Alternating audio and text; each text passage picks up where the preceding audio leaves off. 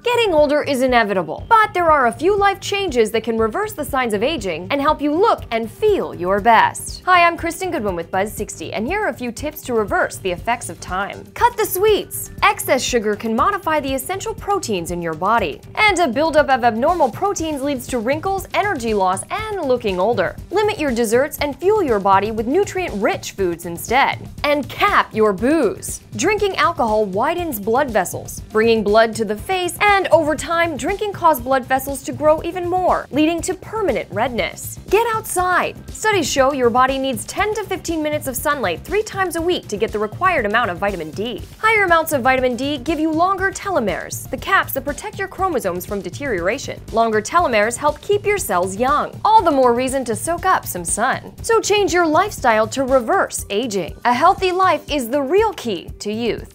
Buzz60, now you know, pass it on.